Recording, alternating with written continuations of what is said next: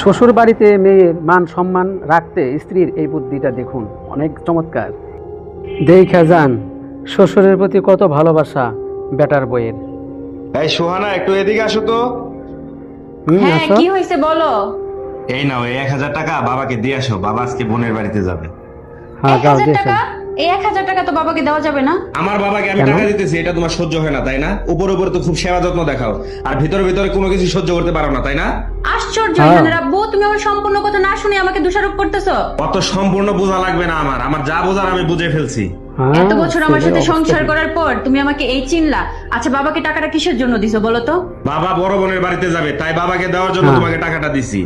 জ্যৈষ্ঠী তাই মাসে তো। বাবা যদি তার মেয়ের বাসায় যায় কত ফর্মালিটিস পালন করতে হয় সেটা তুমি জানো না? তাকে আম জাম হ্যাঁ। কাঁঠাল লিচু নিয়ে যেতে হয়।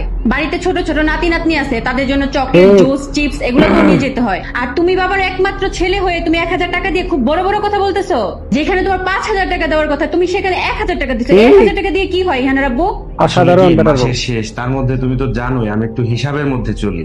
সব জায়গায় না হিসাব করে চলা যায় না। এমন না তোমার কাছে 1000 টাকা ছাড়া আর কোনো টাকা নাই, তো সব জায়গায় হিসাব করে চললে ঠিক কথা বাণিজ্য বলেছে বউ। নষ্ট হয়ে যায়, সেটা তুমি বুঝতে চাও না। কিছু কিছু জায়গায় না মাশাআল্লাহ। হিসাবের বাইরেও খরচ করতে হয়। এই 1000 টাকা দিয়ে বাবার কি হবে? এটা তো যাতায়াত ভাড়াতেই চলে কিছুই যাবে। হবে না। শোনো, বাবা এতদিন পরে বিয়ে বাড়ি যাচ্ছে, 1 ক্রেট আম নিবে, 2-300 লিচু নিবে, কাঁঠাল নিবে, জাম হ্যাঁ। নিবে, আবার নাতি নাতকুর আছে না, তাদের জন্য চিপস চকলেট এগুলো নিতে হবে না? এই চকলেট। 1000 টাকায় কি হয়? মিনিমাম 5000 টাকা লাগবে, সেখানে তুমি 1000 টাকা দিছো বাবাকে।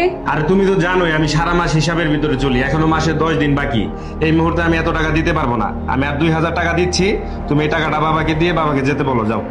এই 3000 টাকা নিয়ে বাবা বোনের বাসায় গেলে বাবারও মানিজ্জত থাকবে না, তোমারও মানিজ্জত থাকবে না। তার থেকে ভালো ঠিক আমি বাবাকে কথা। না করে দিচ্ছি যে বোনের বাসায় যাওয়ার দরকার নেই। আচ্ছা দাঁড়াও দাঁড়াও, শোনো শোনো অসাধারণ। শোনো, আমি আর 2000 টাকা দিচ্ছি, ঠিক আছে? তোমার সাথে তো আর পারা গেল না, যাও বাবাকে নিয়ে দিয়ে আসো, যাও। মেয়ের বাড়িতে চমৎকার যাবে, ছেলে এতদিন বউ। পর শখ করছে, ঠিক আছে ভালোভাবে যাক। আর তোমাকে আমি অনেকগুলো কথা বলে ফেলছি, তুমি কিছু মনে করো না, হ্যাঁ? আমাকে ভুল বুঝো না। না আসলে বুঝে কথা চাকরিজীবী বলতে হয় না। মানুষ তো একটু হিসাবের মধ্যে চলতে হয়, হিসাব করতে করতে কখন যে একটু বেশি মাত্রায় করে ফেলি, কিপটামি করে ফেলি, সেটা আসলে আমরা বুঝতেই পারি না। তুমি কিছু মনে করো না, হ্যাঁ? চিন্তা যাও, ভাবনা বাবাকে করে দিয়ে কথা আসো। বলা উচিত, বোঝা দরকার। জীবনের সব জায়গায় হিসাব করে চলা যায় না, বিশেষ করে আত্মীয় স্বজন ও আপনজনদের ক্ষেত্রে অতিরিক্ত হিসাব করতে গেলে অনেক সময় মান ইজ্জত ও সম্পর্কের ক্ষতি হয়ে যায়। মধ্যবিত্তের সংসারে হিসাবের বাইরেও একটু উদারতা থাকা প্রয়োজন। আপনার পরিবারেও কি মাসের শেষে এমন হিসাবের টানাটানি হয়? কমেন্ট করে আপনার মতামত জানান। ভিডিওটি ভালো লাগলে এখনই লাইক দিয়ে আপনার বন্ধুদের সাথে শেয়ার করুন এবং আমাদের চ্যানেলটিকে সাবস্ক্রাইব করে রাখুন।